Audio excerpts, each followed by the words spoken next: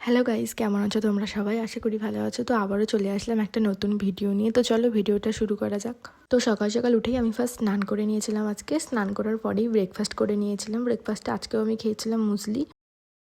দুপুরে 1টা নাগাদ লাঞ্চ করে নিয়েছিলাম। লাঞ্চে আজকেও আমি আর সব তো খেয়েছিলাম রুটি। যেহেতু আমি আর সব তো ডায়েটে আছি, তাই এই কদিন রুটিই খাবো লাঞ্চের সময়।